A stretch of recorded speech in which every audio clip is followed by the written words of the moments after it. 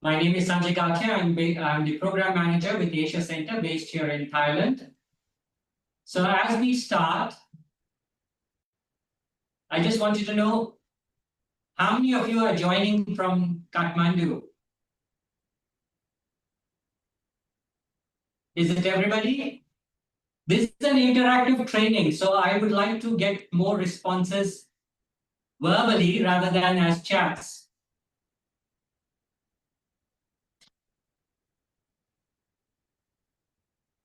All right. So I'm presuming that most of the people have done their registrations and everything, so I'm not going to be, re-talking about this one. But in case if some of you have not done and have just joined online, please make sure you have these details. My colleague Nikita will be sharing the link in the chat also. So please ensure that your pre-training questionnaire is filled up because this is tied up to your e-certificates as well. So this is a 90-minute training. We'll go through a bit of introduction, that is introduction to the digital security. Instead of a group discussion, we'll do an online discussion, getting inputs from everybody. We will do another session that is on types of frauds and scams, the types of digital threats, then emerging Internet of Things vulnerability, AI and AI-powered threats. Then we'll go into the protection mechanisms, and then some of the reflections, and then the post-training evaluation using the QR code. And this post-training evaluation is also important because, again, your pre-training questionnaire and your post-training evaluation is all tied up to your e-certificates, which will be jointly done along with Learn Internet Governance.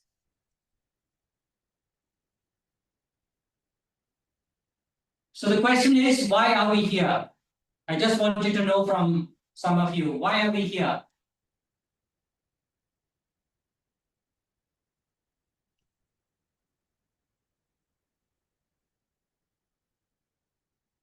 Anybody would like to share?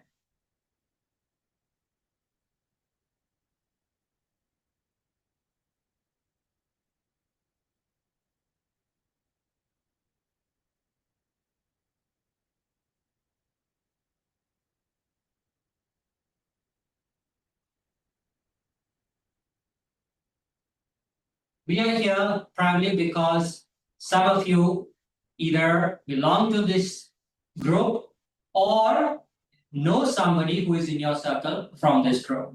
And the challenge is that if some of us are belonging to these groups and we are hacked, then the chances are that our digital security is compromised. So most of us who are working in hospitals, banks, SMEs, civil society organizations, faith-based organizations, youth networks, academics, micro-influencers, human rights defenders, and our immediate family and friends.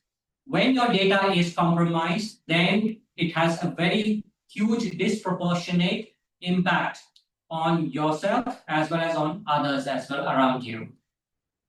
Same goes for individuals that are elderly people, youths, women, gender community, the low-income individuals, people with disabilities, low digital risk awareness communities, and your immediate family and friends. So either if you are one of them or you know anybody who is in your circle belonging to these communities, again, you face a lot of digital technology challenges as well. So please note that the QR code link has been shared in the chat group. The QR is nothing but the form. The link which you have on the form goes directly into the form that you may have filled already. Does this look familiar to you all?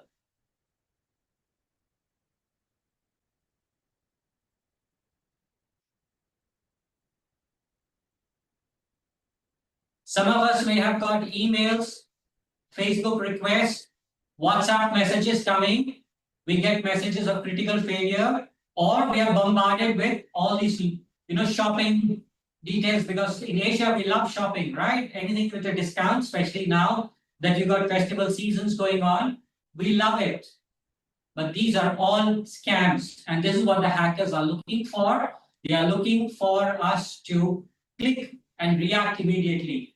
Two things the hackers are always looking. One, our greed. Second, our fear. Greed because we love to get anything that is free or cheaply available.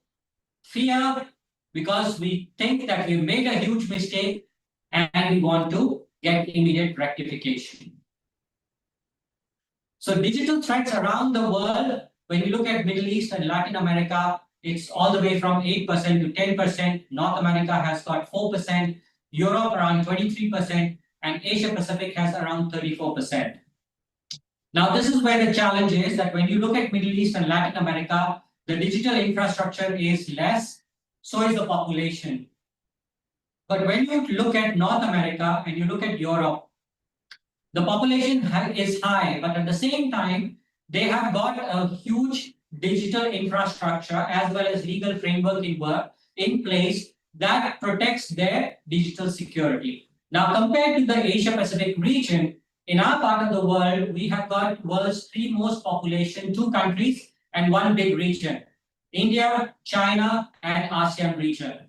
So when you look at the 34%, you combine that 34%, it's almost as good as the rest of the world.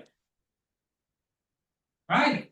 But at the same time, why it is high is primarily because in Asian region, we lack proper framework for digital security. Second, we lack the legal framework.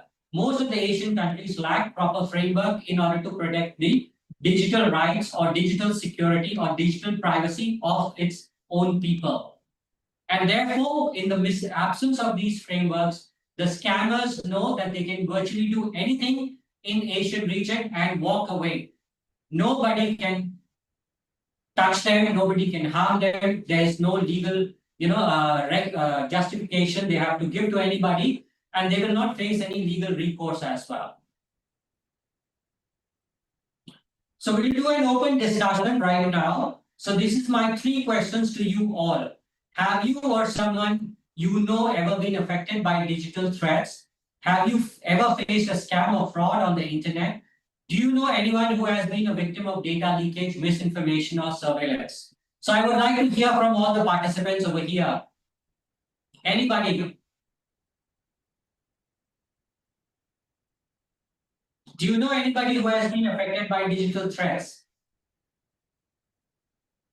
Please.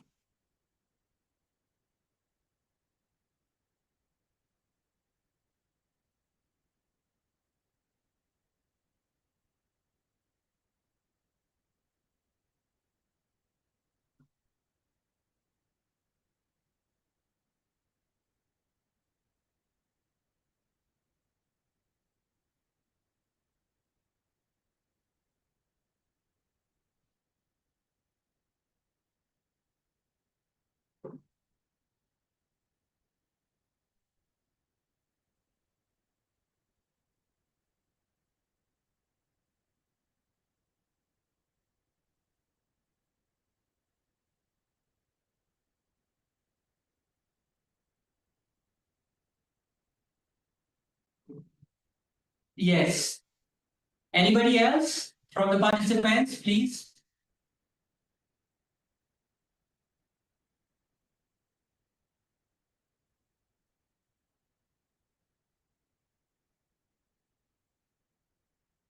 To all the participants, this is a learning space. If you don't share, you will not learn from each other.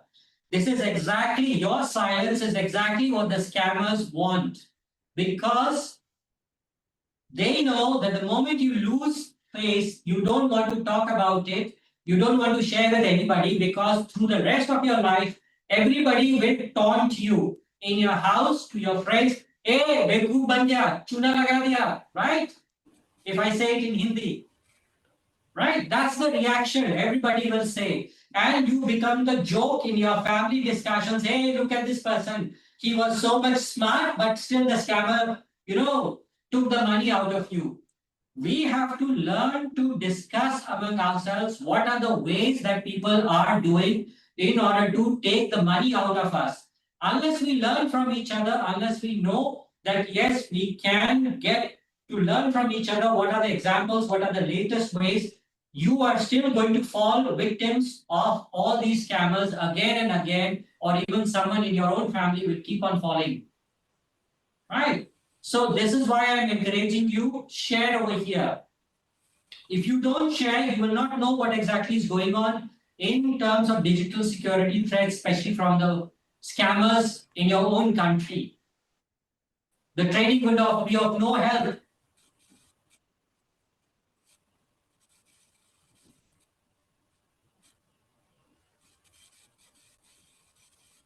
So, anybody else would like to share?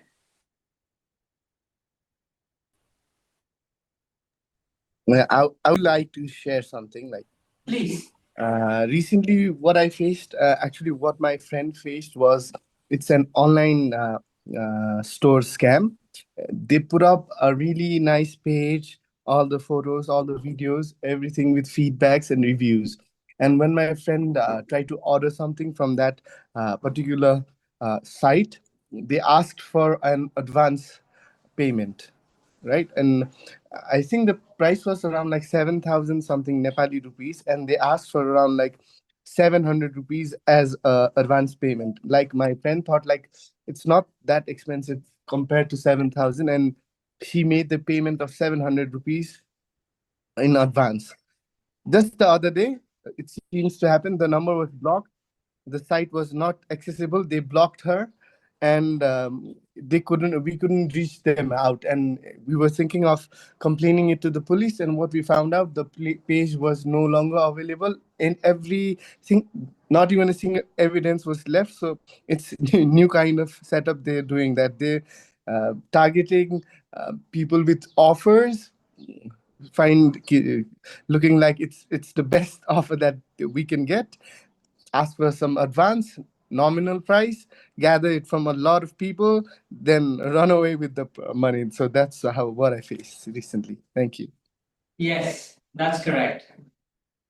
And along with that, if they have collected all the bank information, because if it was a digital transaction, then you again have a lot of challenges. That means it's not just your friend's bank information that has now they have collected of many other people. So I would always advise you to please get in touch with your friend and tell them to either, uh, block any kind of transaction that is above a certain amount. That means just not more than 200 Nepali rupees, or get your bank account changed or whatever, because that means it can easily be hacked by the hackers now that they have got all the personal information. So you see, these are some of these examples how most of us, we don't want to share because we feel that we are losing our face. We but these are examples, these are ways that we have to learn how the hackers are working. Right. So anybody else would like to share?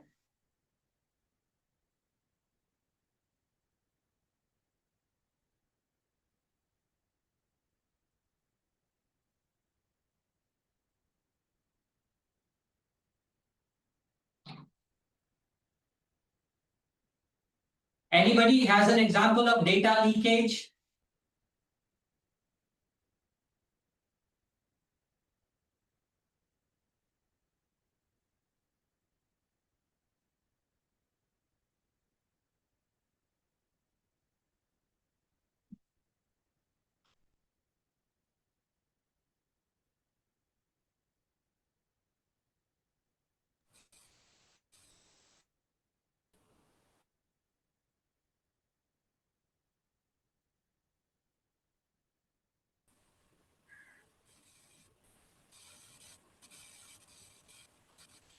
Hello, Anmol, you would like to speak anything? We cannot hear you. Yeah, I would like to share something that I have been facing a lot. But can you guys hear me? Yes, we can. Well, I'm a freelancer. Most of the time, I get like fake clients, and they try to give projects in Telegram or something instead of providing in that particular platform, and they ask money for registration fee, send links, different kinds of links and mails to contact. But I haven't done yet. Okay, and I would advise you not to do also. And as you keep on getting these fake ones, please keep on blocking them, because this is the hackers who are trying to reach out to you. And the moment you give them your information and all, or click on any link, most likely they will say ask you to submit some information. They'll ask you that there is an OTP that is going to come in order to cross check your information and all these things, and it will get access into your computers or devices, and that's when you will lose control of all the things that are there on your device, your mobile, your bank, and other things. So again, please, I advise you not to get involved in these things. Yes, there is a lot of debate going on right now. Simple things that people are being asked, all these small amounts for advance payments and all of these things, this is what the hackers are doing. So imagine if they are asking 500 Nepali rupees from you, or 700, and they go into thousands of other people, how much of money they would have collected in one go. So this is what we have to keep in mind, how we can be scammed. So when it comes to all the types of frauds and scams, there is a lot of evolving scams that is taking place. And this is what I would like to remind you all when you look at it. There are employment scams, holiday scams that are going on. There's identity theft that is going on, gift scams that are going on. There is email fraud that is going on, lottery scams, emergency scams in which your parents or your grandparents are getting phone calls that your grandchild is in an accident, send us the money. There is cryptocurrency scams going on in Nepal as well, right? You are told, yeah, you can make money. There will be no taxes and everything because it's not subject to the taxation law of Nepal. You all want to make a bit of money because this is what the whole revolution was about, that the system has failed to generate income generating opportunities for the youths, and therefore you are all looking to get some money, make some money. And this is where the hackers are also trying to trap you all to get whatever money that they can get out of you, right? So romance scams, investment scams, all of this is about making new money, fast money from the people who are unaware about scams that is going on. All of these are getting smarter. They are getting more and more advanced with new technology, and there will be many more to come because technology is growing up a lot faster. And remember that with the growing technology and the way technology is moving ahead, the fraud that is being committed by a lot of people, the challenges that you will face in terms of digital fraud and scams will only increase because it's becoming, the scammers are using more and more advanced technology. They are not using all this simple technology which we are using on our phones and all, and we are very happy that now the so-called smartphone can do the work for us. They are using much more sophisticated technology than us. Scammers are also using remote technology access support, and this is where when suddenly your devices are giving you errors saying that you need to call up this particular number for a support. Many of you are not aware, and the moment you call up this number, they will try to convince you that your device needs a lot of rectification because you have got a lot of virus or something on your devices. And the moment you start talking about in technological terms with them, they will understand they are talking to a person who maybe knows about technology, and therefore they will keep on saying, oh, you need to talk to my supervisor or higher up who knows more about this and would be able to explain you. And the moment they keep on doing it, until to a point that a simple thing that you have to understand it was a scam, they will try to convince you that you have made a complete mess about your system and you have to give them control. So this is And how the you moment you build give them content control, from your own. and the moment you give them control, you will lose all access to your own devices. That's the challenge that you will face. There are new types of scams that are coming up. You get WhatsApp messages, somebody claiming to be an old colleague or an old friend you will not remember. the moment you are responding positively, they know they got you hooked. Right? And then you're very happy that you have made a new friend, even if it was a person, wrong number and all, and especially if it is a foreigner, we all feel very happy that we made friends, with a new friends from outside, external person. And especially for young men, this is when you are hooked up by a female on the other side. And you don't know, basically, that could be a person who is using AI to basically hook you up and create a scam. There's a lot of scams that is going on. Or you will get a WhatsApp message that your account was found to have some sensitive activity and you need to click on this. And the moment you do that, you are again losing access to your account because they will ask you for all the personal information in order to verify that your account is correct, WhatsApp and all of these things. WhatsApp will never send you an SMS message. Remember this. This is a hacking attempt to my own phone, the WhatsApp message. Then there are telegrams that somebody will reach out to you, especially if your friend circle or anybody is hacked. From their number, you will get a message saying that, my telegram is restricted. Can you help me out? And you are thinking that your friend is actually sending you a message. And this is where it is important to always call up your friend, always verify. And that's another reason why I'm also encouraging you all to talk. And because you all don't talk, you're not responding. I don't know, and Sridev doesn't know if you're all over here on this training, or is it your AIs over here on the training? You have just switched on and you're walking around, you're not even listening. Many of you may have just put on the AI to take notes for you.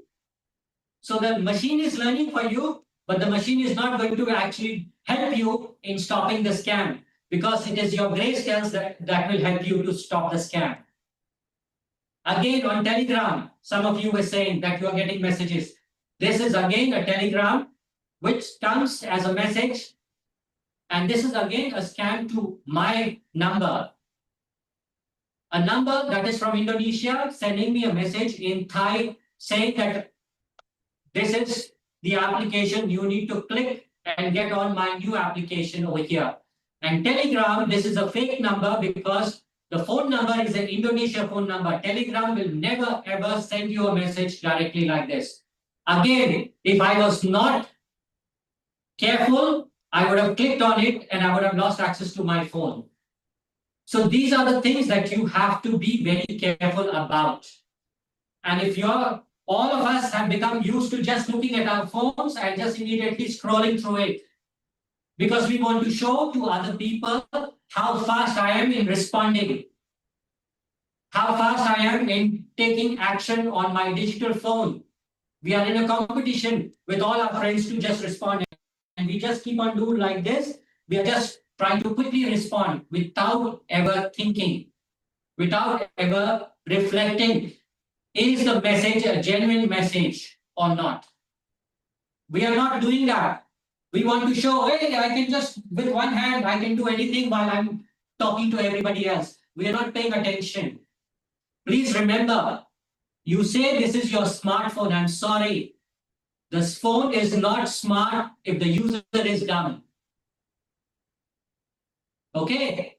The phone is just a phone. It is a marketing gimmick to tell you this is a smartphone. It is just a device that will follow your set of instructions on certain applications that are made to do what instructions or the buttons that you press. Plain and simple. If you teach the unit to respond to security, it will respond to security. But if by your reaction, if you are clicking on the links and then you think that because you have done this training and just by your own knowledge, you will save yourself from digital security, you are not going to be, because you are still reacting to messages that are coming to you. Your family members.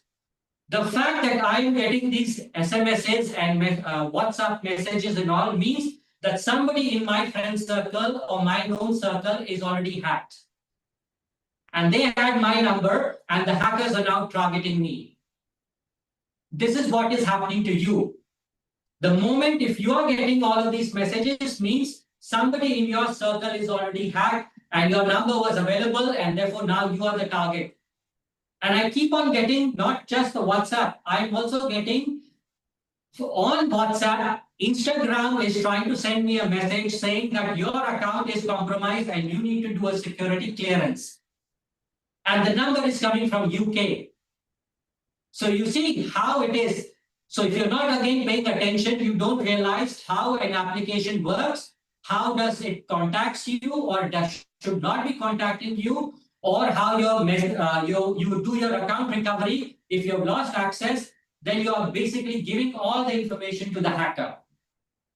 You are giving them for free because you're not paying attention. And in Hindi you say, na, dhyan hati or durghatna ghati. Right? So you have to be very cautious and careful. The scammers are also now targeting people with predatory loan applications. And this is where you also have to be very careful, because most of us, we are, in many of the Asian countries, we are all facing economic challenges and we cannot get proper loans from the banks because of the processes that they have, right? And most of us want to get bank loans. So what do? We get in touch with all these loans that are, applications that are floating around, and we try to contact them.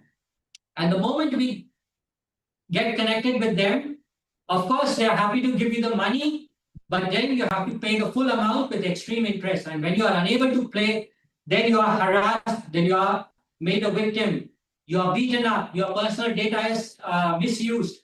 A lot of you would face, especially for the young girls and young boys, they will isolate you by threatening all your friends or family members. So your friend circle, your family members will start distancing you from themselves, because they don't want to be troubled by these money lenders. And what happens? That's when you are mentally so distressed, and that's when they will also target you in order to get you to do illegal activities. And in many cases, this is when they also do sexual exploitation of young boys and girls and get you into forced sex work. And you will not even know how you're fallen into this trap. So please do not fall, for all of these scams that are taking place. If you have monetary troubles or problems and all, please talk to your family and work it out within the family. The moment you go outside to such applications means you're inviting not just to your digital security, but to your personal security as well.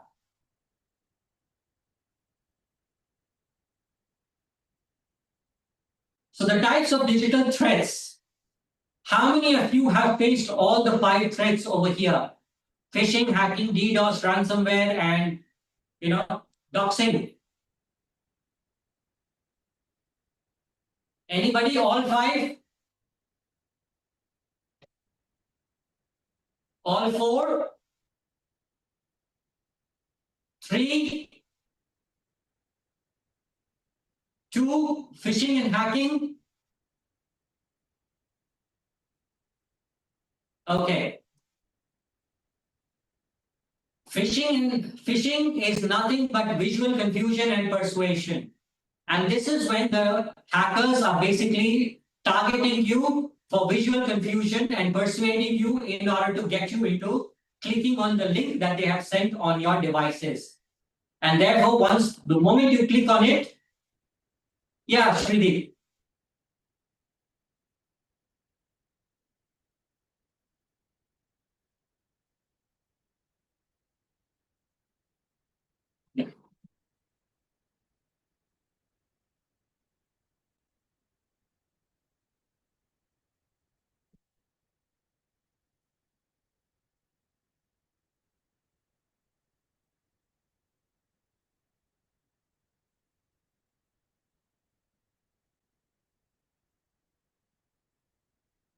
Yeah, it is. But at the same time, there is also another process, which is by online also, where you can try and recover this, right?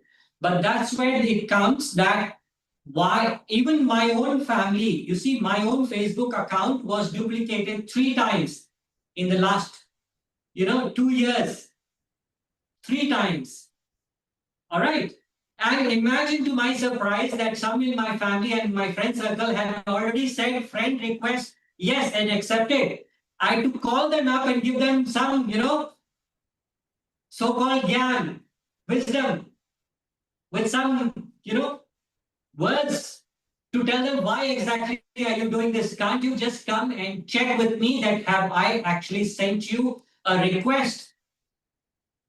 Right? Because the challenge is that people these days don't verify. We are very quick to respond to any kind of a request that comes up, and we are very happy that yes, see, I made friends so fast. I want to grow my, followers, my Facebook friends, my Instagram account so fast that I just, without thinking, I just say yes.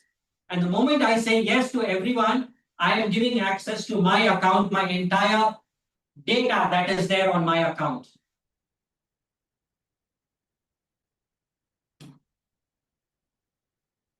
So this is an exercise I would like you all to do. You can scan this one. The link is also shared by my colleague over here in the chat group. You will see.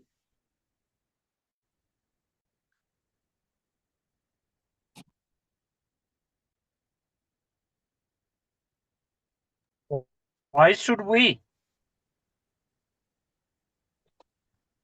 You should try it out in order to learn how phishing can be very challenging.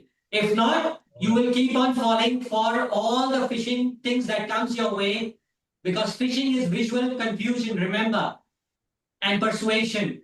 And if you don't learn how the minute differences are there and how you have to pay attention, then no matter what you say or do, you can omit this as well. No issues for me. I'm just doing the training over here for your awareness.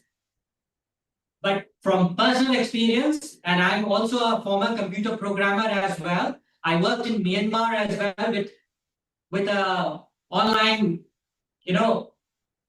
media group as well during the coup till December 2021. So I've lived and worked in restricted environments. I know how digital security works. And that's why when I got all these messages from Facebook, for WhatsApp and all, I don't react, I don't panic. I've trained my brain not to respond to these threats. But the moment you will receive it, you will panic. Fear and greed, as I said before. This is the two things in which everybody will panic, because you don't want to lose your connections, you don't want to lose your chat, you don't want to lose your access to the bank account, and you will do exactly what the hacker is telling you to do. Thanks, Sanjay. I just wanted to confirm that the QR you have placed is genuine one. That's all. Yes, it's just an exercise for you to learn, nothing more. Okay, good.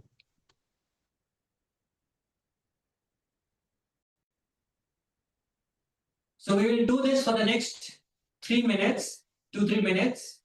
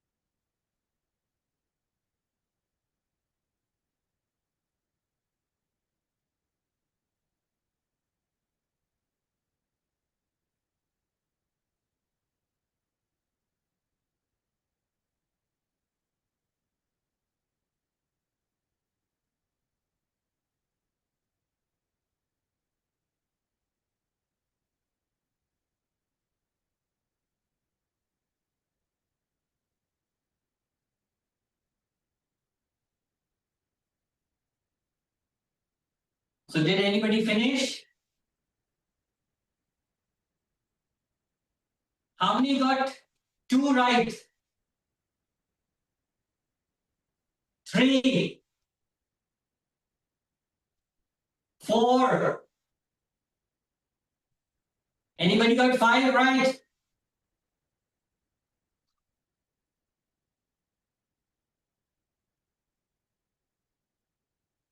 Anybody got 6?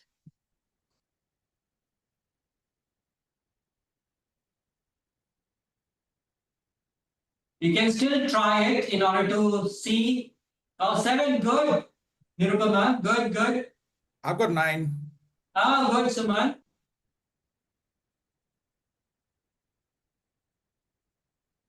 So it's a practice for you to pay attention to the small, minute details that are there.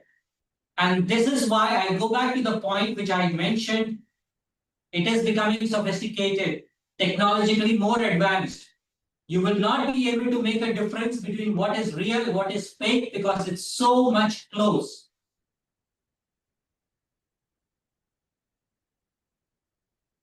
So hacking, and this is how hackers are getting into your system. Because the hackers are sending you all these phishing links onto you, and without knowing, you are clicking on these links, and this is where they get access to your systems and your devices. And you don't even know when and how they are able to steal all this sensitive information, or they are able to lock you out of your own system. And this is particularly disconcerting because most of you, if you're using the devices on your home and you always keep your laptop on, and if your devices always has the camera on your laptops and everything, then in your most private moments, in your most intimate moments, you would not even know where you are the big boss show for somebody else. You are the live show on somebody else's program. We all love Netflix. We all love to watch all these live shows that are going on, right? With cameras everywhere. You would not even know when the camera on your laptop, on your mobile is switched on. And the camera is basically doing a live broadcast of you in your room, in your homes, in your private moments. It's just sending off all the details. So that's why I would advise all of you to find, especially for the young girls, to please block your cameras always. Buy a sticker in which you can put it on the camera and just close it off, because otherwise you don't know when the cameras are switched on.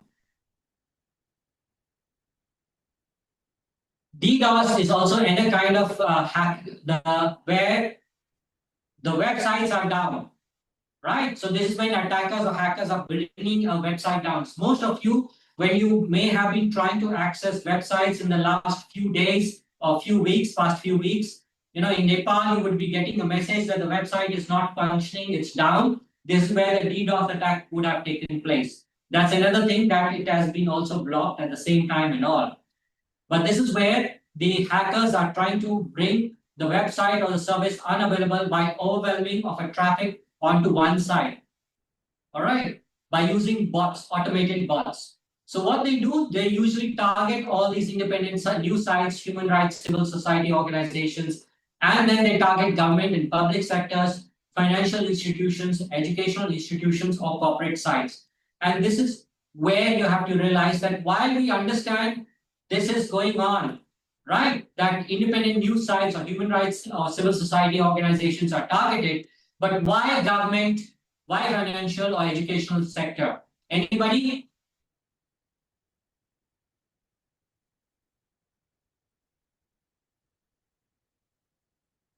It's primarily because of your data. All your personal information, your national ID cards, your birth certificates, your death certificates, your other social sector services details, right? What healthcare services that you're accessing, all the services that the government is providing, it has got huge national data, all right? So hacking into it or bringing the website down or the server down where the hackers can really access everything means all your personal information can be taken away. Corporate sector, educational institutes, all your educational institutes have got also your personal records. We are talking more and more of digitization of our records. So again, in the absence of lack of digital privacy or lack of legal framework, all your data is out there for the hackers. Your financial institutions, banks, other banking sectors, all of us are using online payments. So all our details, banks, everything is over there.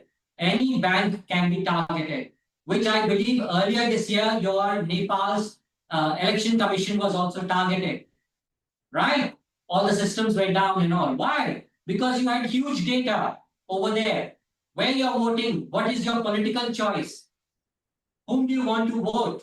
So imagine if the hackers can bring that down and they can manipulate all your voting choices, your voting preferences, how much of damage it does to your right to vote, your political choices. Yes.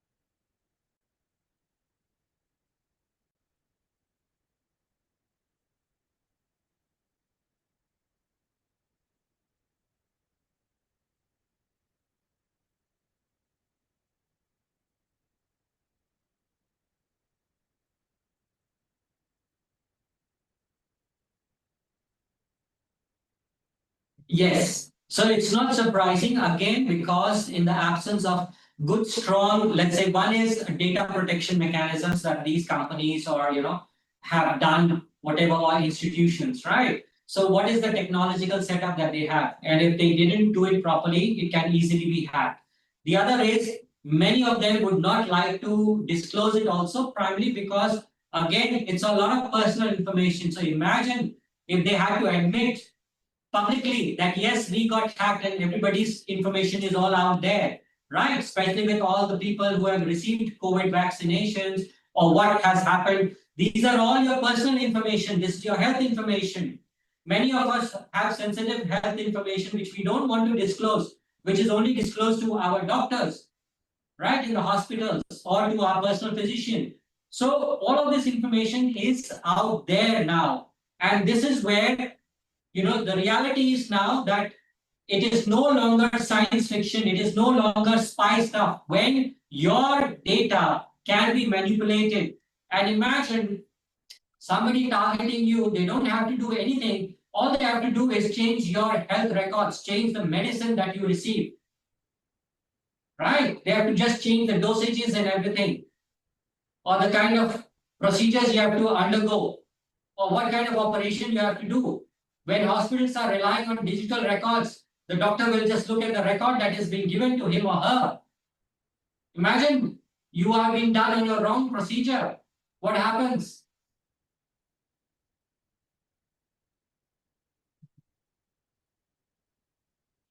Then comes ransomware. Now, ransomware is typically where the hackers, once they have put in the phishing attempt, they block your system, and what they do is they lock down your system. The moment it is locked down, that your data is encrypted, and there is a ransomware demand. And if you can't pay this, they ask you for a lot of money. And the more sensitive information they find on your computer, the more money they will ask you. But end of the day, they will simply delete your data even if you pay it up and just walk away. So please make sure that you are downloading your data on a different source and have it stored somewhere else. Otherwise, you will end up losing a lot of information. Then comes doxing. So what are doxers looking for? Now, this is where you have to realize that in a lot of situations where your personal phone numbers, your identification details, your personal details, where are you, what is your birth date, what is your gender preference, what is your details, Who are your partners? Who are your parents? Who are your brothers? Who are your sisters? Who is your grandparent? Where were you married? With whom you are married to? Where are your children? Your children's personal details, your financial details, where have you taken money, your social media login. All of these details are all hacked by the person. And what they will do, they will take all of this information, they will put it on dark web, or they will put it on any platform and say, this is the person that is against the state, or this is the person who is against so and so person or entity, and he or she is giving us a moral, impact on our societies, on our values. You will not even know, but you are an open target. And that is when your social media, your personal phone numbers, your emails, or everything will start receiving all these threatening messages and everything. And that is when you will also become target for physical attacks.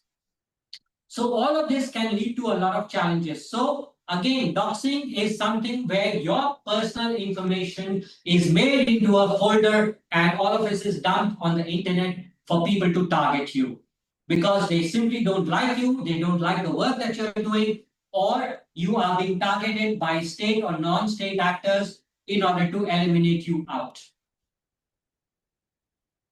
Signs of spyware.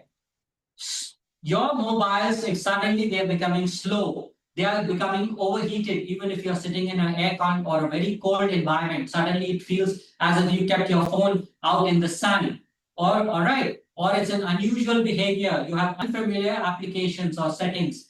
There is a lot of increased data usage, or there are excessive pop-up ads that are coming on your devices. It means that your phone has a spyware. It means that somebody through this malwares, through hacking and phishing on some link that you had accepted, there is now a spyware that is operating on your device. And what you can do is simply reset the phone. There is no other choice. You will lose a lot of data, you will lose a lot of other information, but at that point of time, you will not know where that malware has gone and attached itself to, on what particular program, in what particular data.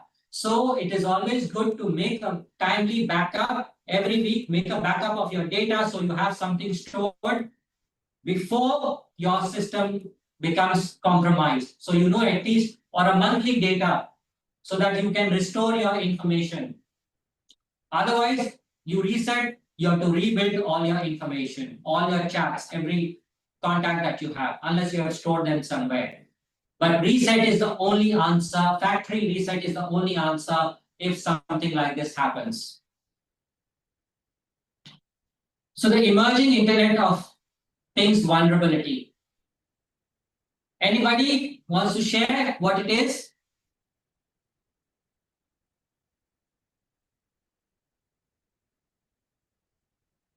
How many of us have our smartphones linked to almost everything that we are using? All right, everyone and everywhere. And why? Because we have linked our smartphone now to all the wearables, healthcare, communication, all our gadgets now, even on the smartwatch, so-called smartwatch, right? We are connecting our mobiles with the cars, with bicycles, with transportation, all the transport that you do in Kathmandu or in other places where you're traveling, like your Uber or whatever transport that you're using, right? All of this is Internet of Things. Your physical objects are now connected with your mobiles, right? Due to technology, it's changing data, exchanging information. Home security, your home appliances, so-called smartphone for your security. You want to keep the thieves outside, but imagine if your system is compromised, the thieves exactly know how your system is functioning. All the online purchases that you do, all the online manufacturing that is being done, which is linked with all your online purchases, right? So all these applications that you're using for online purchase and everything, your banking details are all connected inside it. So all of this means Internet of Things. So one of these things, if it is hacked, imagine all your data is hacked. For a hacker, they will need 1 week of your data from all of this to exactly know your pattern. What you like, what you don't like, where do you go, how do you go, Where are you staying? Where are you traveling? Who are your friends? Who's your parents? What time you go from home? What time you return home? What is the route you take? All of this these are all digital footprints that you are leaving every day.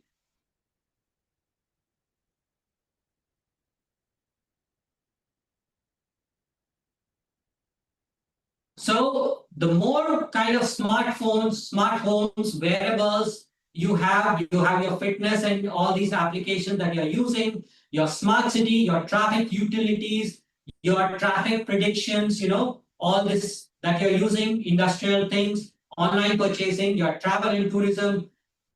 Now most of us are using digital applications in order to fill up our online, check-in and everything, and we have everything. So imagine all your travel, all your details, your financial details and everything. So e-banking, e-payments, fraud detections, right? These are all your challenges that you face right now on the transactions. Your data breach, your privacy breach, you can be easily hacked. There can be a lot of scams that can take place. You would not even know, but a hacker could be using your own bank system and making payments in other places. So all your data theft is going on without you realizing. Then this is a new thing which is called fake cell towers or stingrays. These are devices which are small as your laptop bags, and they are as good as a real cell tower, and your mobile will immediately connect to these fake cell towers thinking that it is connecting to a real mobile cell tower for connectivity, because that is the nearest strong signal that you have. And the moment it happens, your phone connects to it unknowingly, and all the data in your phone, your SMSs, your calls, your location, a hacker can easily get details of these. And what they do is sometimes with all the numbers and everything that they can get, they can in return bombard you with a lot of these, hacking attempts or phishing attempts. And by the data that they have intercepted from your devices, they can then send the SMSs and other things to the numbers that are listed in your contact details and all. So the only way to protect or minimize it, please do not click on any suspicious SMSs. Enable the two-factor authentication that is on your devices. Turn off any 2G, links that you have on your phone or settings on your phone, because 2G are the least protected, settings on your phone right now. If you have 4G or you have 5G running in your country, shift to that one. Use VPN or encrypted applications and keep your phone updated. And by these updates, please do not do updates which are sent by your friends as a security patch or whatever. No, these are updates which are in your phone mobile settings when you go and you do your security updates from your phones. Those are the updates that you need to do and keep. Yes. Sure, please.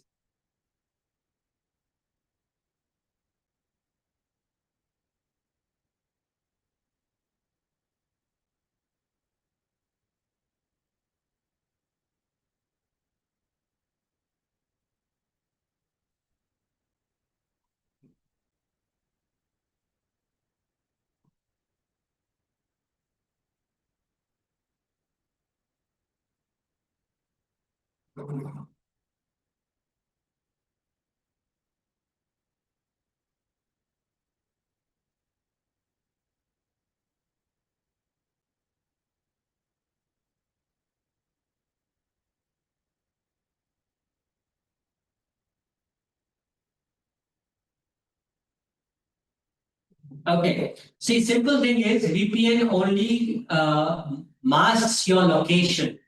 It is not a protection against malware. So even if you log in from, let's say, you show your country as Japan, all right, and while you're there in Nepal, but if you click on a malware, it is not going to protect you on a link that is sent having a malware. So please do not mistake a VPN as something fail safe for all the spams that are coming to you. No, it only shows a different location. Therefore, any kind of application that is banned in Nepal, if you use a VPN, it just simply shows that you are at another location and you can access that particular application. That's all. Right? That's all it does. Nothing more. There is no other protection. Yeah.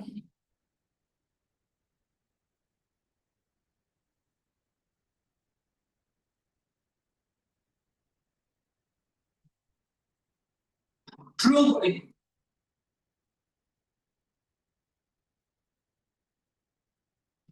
You are only safe as long as the gateway allows you to enter into it. That's the bottom line.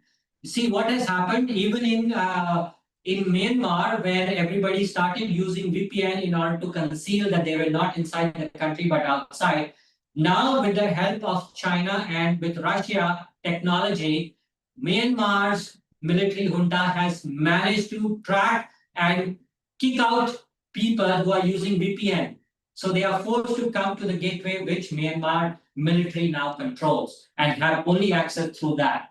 So they are doing that as well. So VPN by itself is also not safe in that way because there is a counter technology available that can, force you to come back into the gateway that the country has. I mean, right now, I'm not aware that Nepal has any such technology, but you never know when the people who are in power, they can get access to this technology, or it is offered to them as a way to kind of control, in the name of controlling disinformation or misinformation, or to stop another Gen Z revolution. You never know when this technology could be brought in, right? So these are the things that you have to keep on learning about it, because as I again go back to the point, the technology is changing, it is evolving. So please do not think that what you are doing right now will be still very good or very safe in another 1 week's time, right? Because you have to keep on educating yourself. That's why I was emphasizing earlier also that please share the examples so that you learn from each other. Because the moment you don't share, you're not learning, you will not even know what is working, what is not working. So, Mr. Sanjay, Yes. I have a follow-up question regarding the VPN. Sure. Now, coming up to the after the social media ban across the region in the different countries, lots of users use the VPN, but the general public wouldn't have the what you call the awareness regarding whether that VPN provider is actually a trusted provider. It could be a case for the untrusted VPN providers adding malicious apps. Have you seen that kind of uh, cases happening in your domain or in other region? Well, there is a see. This is where education and awareness about digital literacy becomes very important, right? Because some of us are fortunate that we have access to this information, we are able to verify this information, right? But there are many in rural areas who don't have such information, right? And for the scammers, it can be very easy for them to just send out a message saying, if you download this, it will help you overcome all the restrictions that the government has put in, right? And this application will help you get access to information and all of these things. And many people will believe it. So, yes, there is a huge risk that is also there. And therefore, again, coming back to this, that getting awareness, public awareness, or creating public awareness is equally important. It's not just enough that some of you who are here in this training, you are getting this awareness. You have to share this awareness further out with other people as well. Train them and ask them also to create awareness with other people as well within their own network. And also the after effect of using VPN, it's the contents. Most of the contents are consumed locally. Let's say for the social media in the ISP's data centers. Now Yeah. through the VPN, the traffic is going to different gateway to different countries. So that there was a, I think the problem has lessened, but the rise of VPN traffic actually throttled the country level bandwidth, and there was this internet speed was very slow. Yeah. And I think the people also didn't, let's say, the people changed the DNS to, let's say, Google DNS or the Cloudflare, and the people has not revert back to the automatic DHCP also. That's also one of the things I have noticed, you Sure. know. Sure, definitely. I mean, these are all technical challenges that the country will face, and as long as the country has not put in much money or invested into digital infrastructure, you will keep on facing these problems, right? It's not just about using VPN and therefore the traffic is becoming slow. It's also about the overall digital infrastructure within the country. So again, it goes back to all this Internet of Things vulnerability that you have right now. Many of us use poor passwords. We are connecting over insecure networks. Our ecosystem to interface is also not that great. We are not having an updated secure mechanisms in many of the institutions and all. That's why Nepal's own digital infrastructure is having challenges, and it can easily be also manipulated by people who have much more sophisticated technology, right? There's insecure, outdated components in many of the government sectors that you look at it, right? The computer systems or things are not updated because there was no proper investment done in securing your digital data for the people as well. There's not much adequate privacy protection that is taking place. There's unsecure data transfer. We are using Facebook to transfer all our information. Imagine, Facebook is a commercial application. It is not a charity organization. Please be reminded of it. We are using unsecure. If you really want to share sensitive information or whatever, please use Signal as a way to share information, not WhatsApp, not your Facebook Messenger. But the problem is that many of us have become so much used to WhatsApp and to Facebook, we don't think twice and we just share everything. If you ask many people, a lot of the data, a lot of your ID cards, a lot of your phone numbers, a lot of your other bank details, all of you most have, you will find many of the people, even in Nepal and other Asian countries, many have been sharing it on via Facebook. So you have to educate people, please stop using Facebook for such of data transfer, because the moment you do, your these data, you're leaving a copy of it on your Facebook, right? And the challenge is again, the moment your account gets hacked, you have provided the hacker with every information that is possible. Imagine you have been posting on social media, and for all of these years, all right, you were pinpointing all your locations on Facebook, on Instagram, on LinkedIn, where you're traveling. You are giving all your exact GPS location. You want to show a competition with your friends that you checked into this particular location or you went to this particular site before they did. We are in a competition to become influencers. We are opening up our account to make it more and more public so that we can get that one like or one video which can make us go viral, and the tech companies will suddenly give us a huge contract and we can earn money, millions of rupees, right? What are we doing? We are putting ourselves out to danger. Insecure default settings, no privacy, nothing. And we are making videos in the name of TikTok, in the name of Instagram, or whatever we are using to make ourselves famous, right? I mean, my personal thing is like, we are all thinking we are doing lungi dance, right? Lungi dance, lungi dance. Internet is saying you're doing monkey dance, right? And the tech company, social media companies are all saying money dance, money dance. This is what is the problem.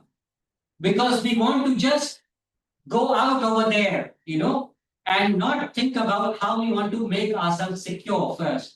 Even when we want to do advocacy, we want to talk about certain things. how to make secure, rooms where we know each other, right? The more devices you have, the more applications, the more data you're creating. So imagine by the number of applications that you're using on your phone, where you're recording, where you're doing everything. Then comes your AI and AI-powered threats. And this is now a growing threat because of two things. And primarily because we have been supplying social media with all our information.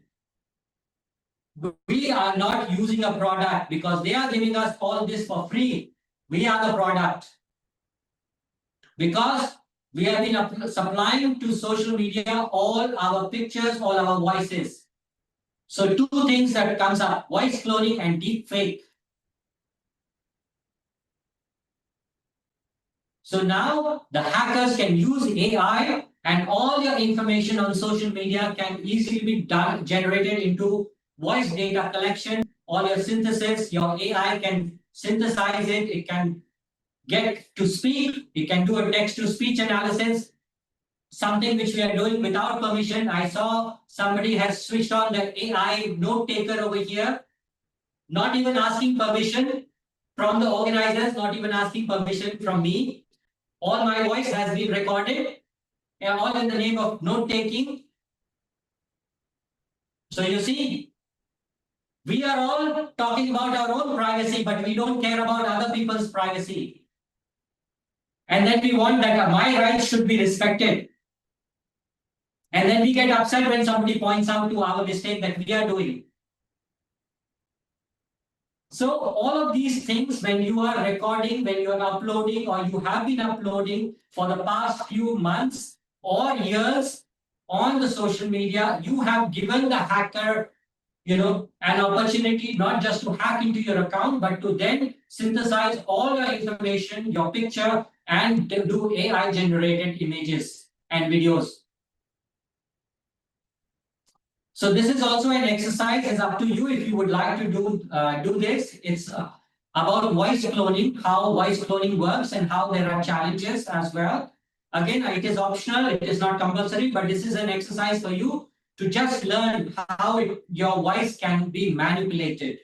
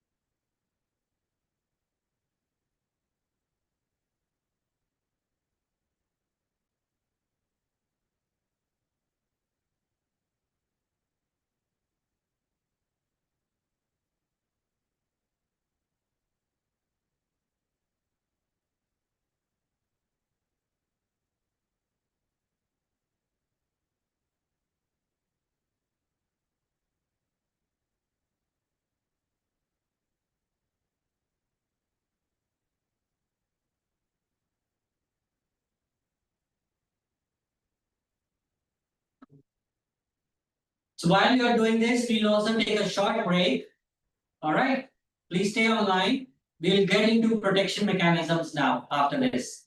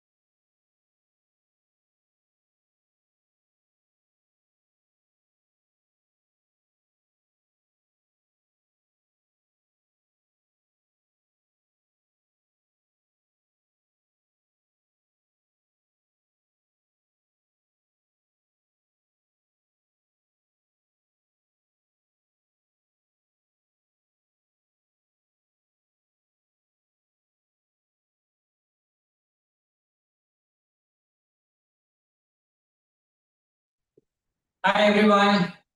Shall we start back?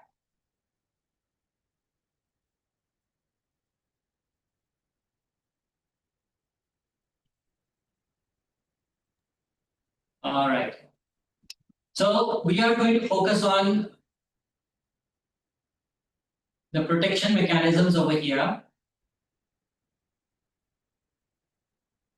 We are talking about Google Password Manager. Now, the reason why we are focused on Google over here is primarily because Google has a very good ecosystem, and over the past few years, Google has been investing in a lot of technological development, especially for the account management. Now, has anybody of you used this one, Google Password Manager?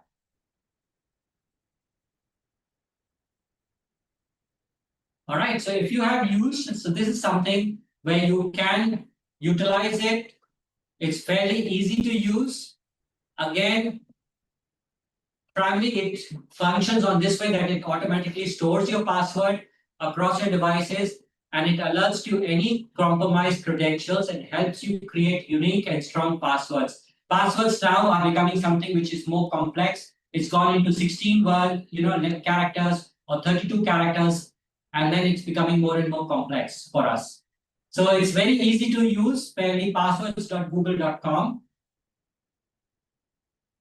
Then comes passkeys. So same as all our phones, where we have been using PIN, pattern, fingerprint, or facial recognition, Google has also introduced a similar passkeys as well into their own system. So you can use one of these in order to log into your own account.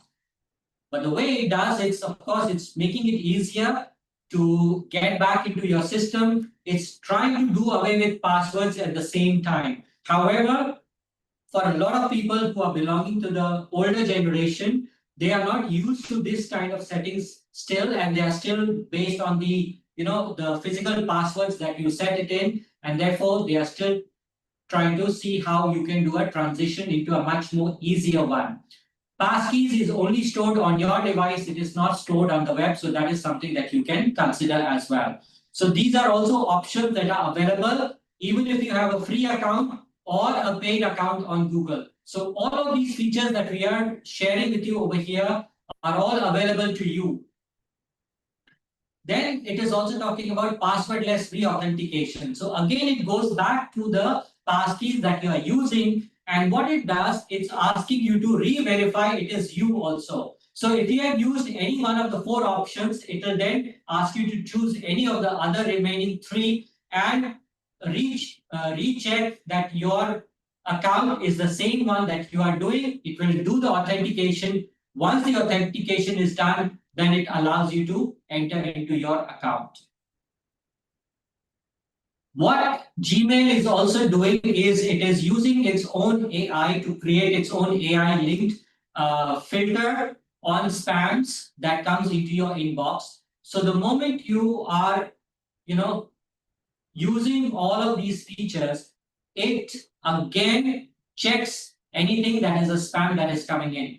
And what it does, it takes all these things that you keep on marking as spam in your email or otherwise, and then it keeps on adding to the list. So something similar that comes in the near future, you will not get it into your inbox. Rather, it goes marks as a spam and it goes out. This is actually a screenshot of my own email where I was sent a spam a couple of months ago, in the name of Thailand Post. But you see that the extension, it says JP, which is a Japan extension. So the email was basically trying to con me to say that I had a parcel and I needed to click on the link and make the payment. Otherwise, my parcel will not be delivered. Then comes safe browsing. So this is also something that you all can again utilize. Safe browsing, the link also will be shared by my colleague over here. So you can go to the link. So if you are linked, if you're on your account, on your personal account on Gmail, just again do safe browsing google.com. You can switch this on. And the moment you do it, it protects the users by warning you that you are visiting a dangerous site, or you're downloading something that is again having malware or a phishing content. So it doesn't allow you to visit, it doesn't allow you to post any content, it doesn't allow you to download any content, and it will give you this kind of a warning that there is a deceptive site ahead.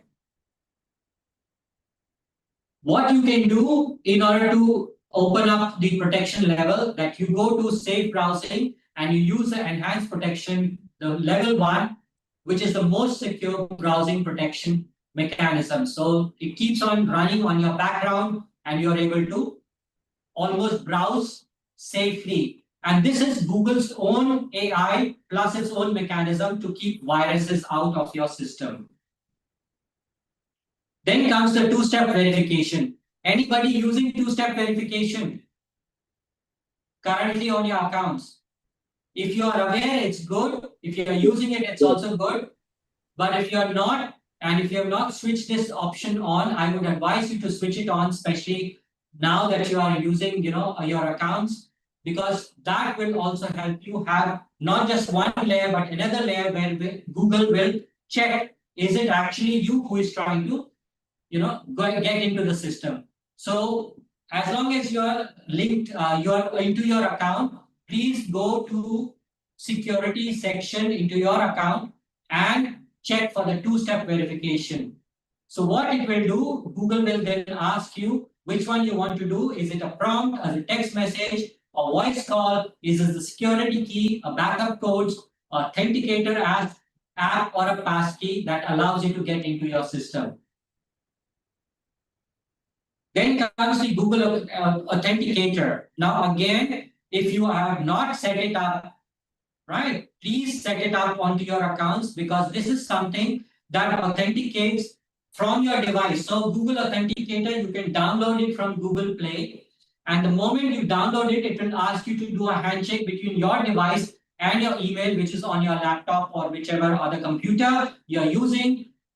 The moment you have done this, it will auto-generate codes on your handphone. So the next time when you are trying to log in, it will ask you for these codes in order to ensure that there is a proper handshake. And even if a hacker has got your password, and if they don't have this authenticator on, or something that is there, which can actually have them get information that this authenticator is working, they will be kicked out of the system because they will not be able to enter into your account. Then comes Google Prompt. So Google also sends a push notification to your phone when somebody is trying to sign into your account. And it will tell you, is this you who is trying to enter into your system? Right? The moment you say no, because you know that you are in Nepal, but the message that you are getting is somebody in some other location who is trying to kind of outside Nepal, trying to access your account. You say no, they will not be able to enter again into your account, because even if they have got the password. So this is also another protection mechanism that Google has kind of created. Then comes Project Shield. Now Project Shield is Google's answer to the DDoS attacks that are taking place. It's a fairly simple mechanism in which people can go to the DDoS link, to the Project Shield link. And what you have to do is over there, it asks you to fill up a form. And this is when we generally advise the organizations that have a meeting with your management team and your IT team, because what Google asks over here is the information of the person who will handle the account or the website at the backend process. And they will get some of the details of your website, the DNS server details. Once they have verified, they have cross-checked that yes, this is a genuine information, they will then give you access. And that's when you will be able to ward off a lot of the DDoS attacks that comes. Now, who can qualify? News journalism organizations, human rights organizations, election observation organizations, political parties of certain countries, marginalized groups, not-for-profit art organization, not-for-profit science organizations, and some government agencies or government institutions under some circumstances. So this is what Google is also doing. So You can also check if your own respective organizations in Nepal, do they qualify for this by simply going onto the website, check the information over there, fill out the form and all, and they will respond to you. Normally, they respond to you within 48 hours of window. Right. Once they are verified, then they create this buffer state in which, buffer memory, in which your website works. Your website is left intact, but it opens up a mirror site where all your information is. So all the DDoS attack goes to the mirror site. Your original site is still intact and operating. You won't have any failure, or the website will not go down. And this is something that is also operational on Asia Center's own website as well. Then comes Advanced Protection Program. Anybody using this right now?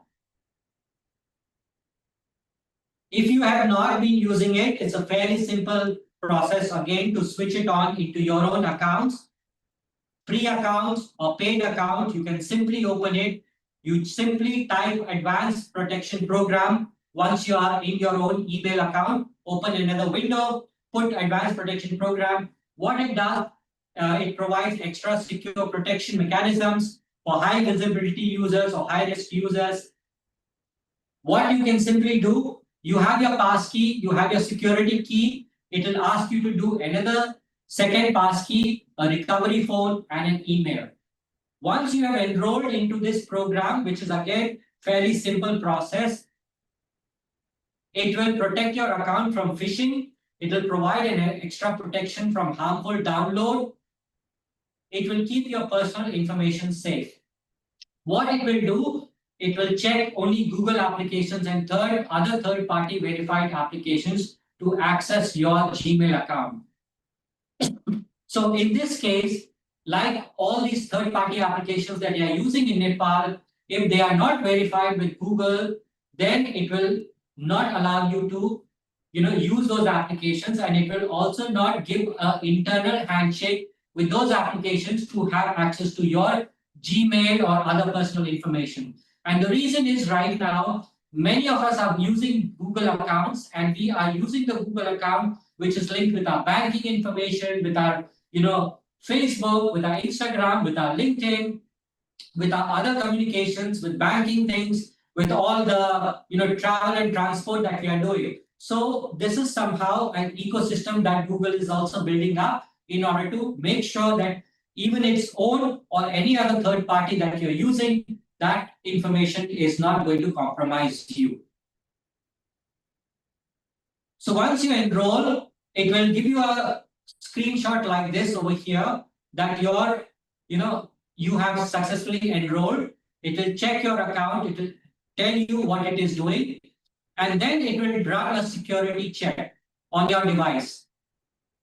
It will tell you when you are signed in still with your Google account in any other third parties. It will tell you the recent security activity. It will tell you if the advanced protection is on, wherein your signing and recovery is on. It will tell you how many third-party connections you have with different other applications. It will tell you where your Gmail is in sensitive situations or sensitive settings.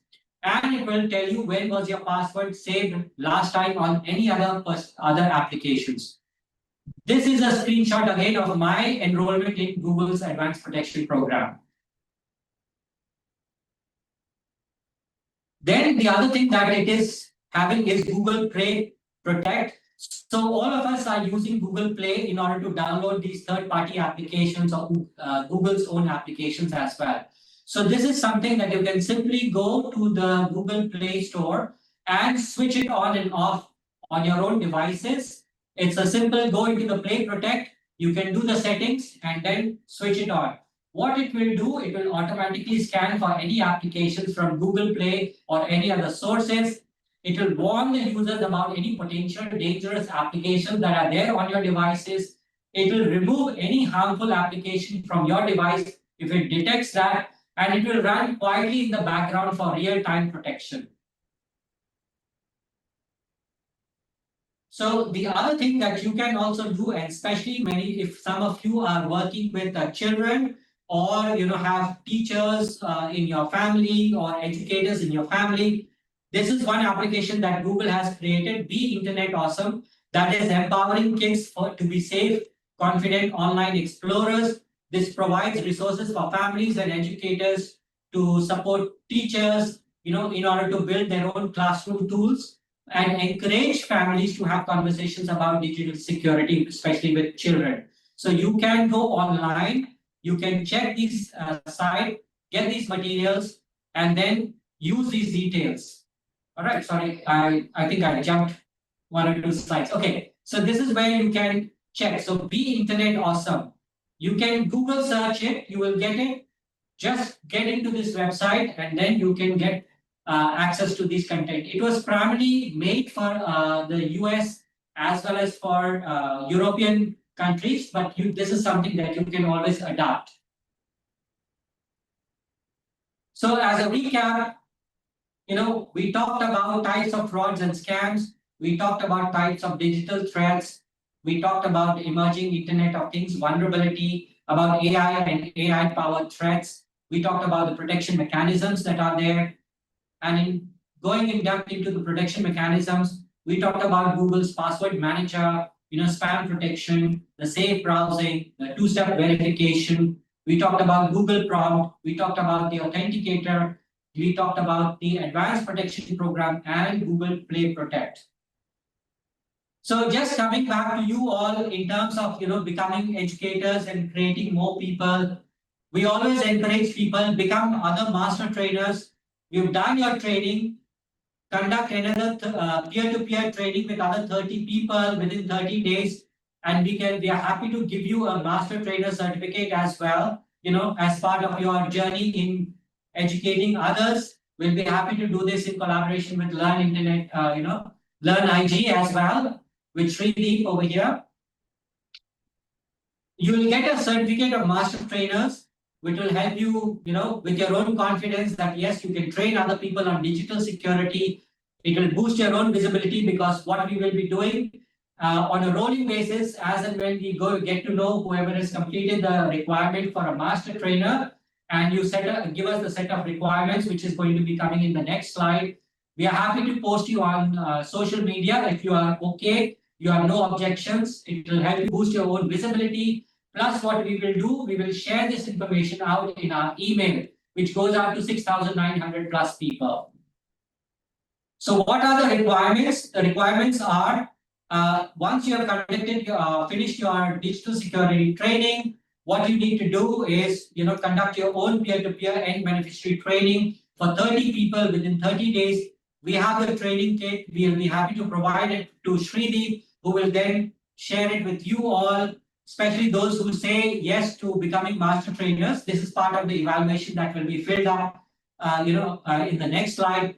What you have to submit is a list of people whom you have trained. So a list of 30 people whom you have trained, photos of the training you do. We encourage you to do online training, or just sitting in your own home with 30 other people or whatever you can do.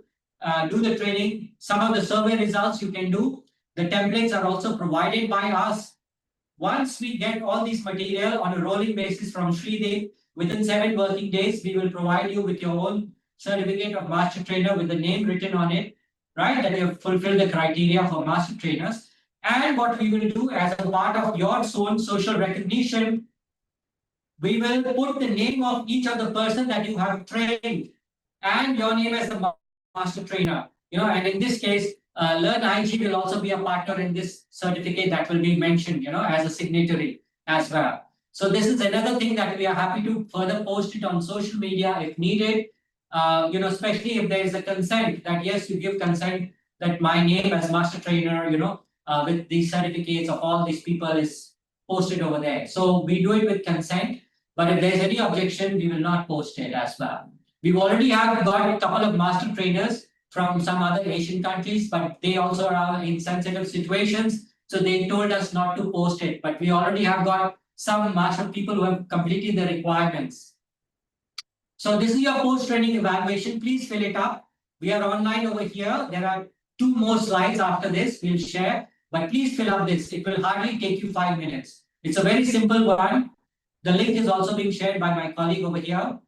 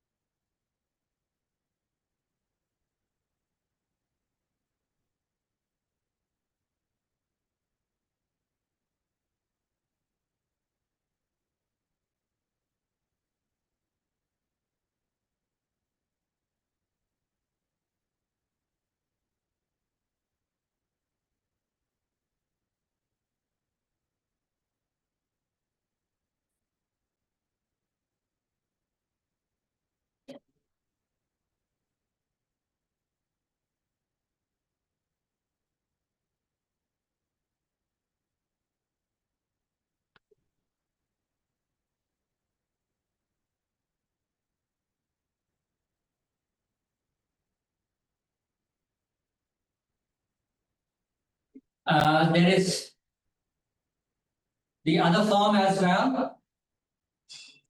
Please fill up this form as well. This is a this is no form, sorry, this is a post-training support group. It's a Telegram group. You can simply join this group. This is where what we do is we send out information to, share information about digital security.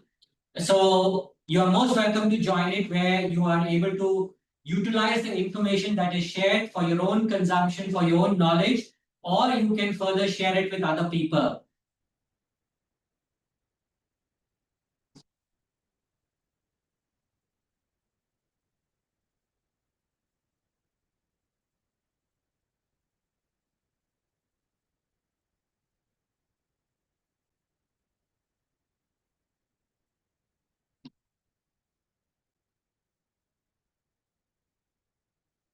And you're most welcome to also follow Asia Center as well. Just give me a second. There's something important that's come up. I'm just coming back.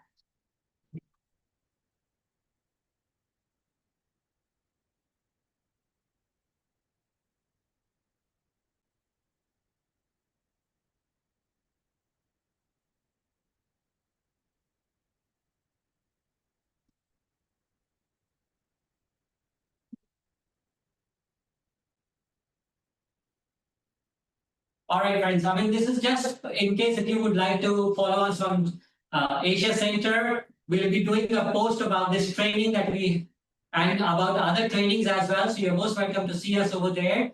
But with this, that's all. Our training is concluded. Back to you, Shrideep. Thank you very much.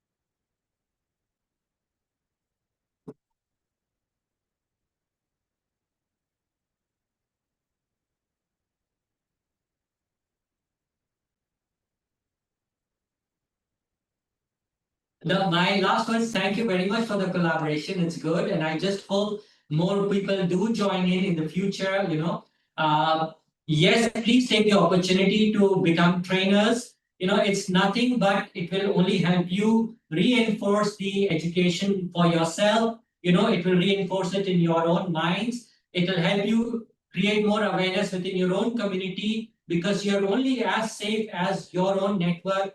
If the people around you are not safe, digitally safe, you are also unsafe. So try and make your own network safe. You can just train people in your own family and your friends.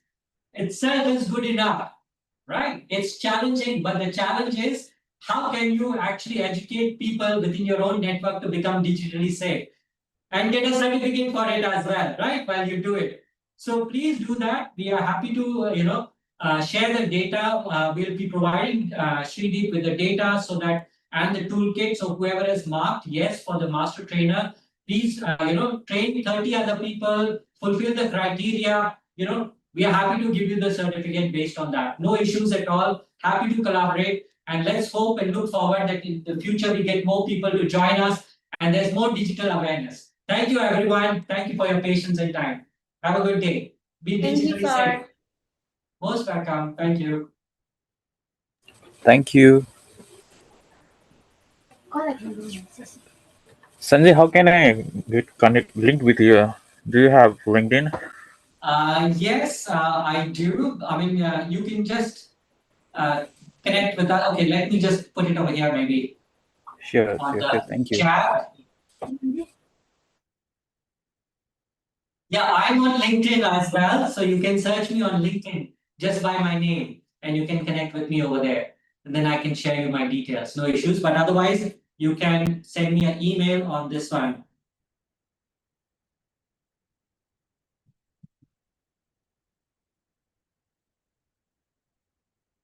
So if you feel that you have other institutions in Nepal who would also like to collaborate, most welcome. Please drop me a line. Happy to kind of connect on that one. Or you can get in touch with Shrideep as well.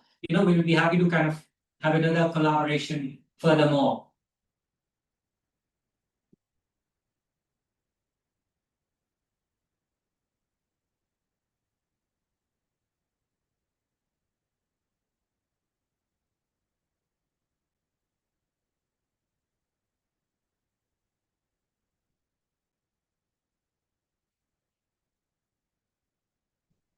Most welcome. Take care.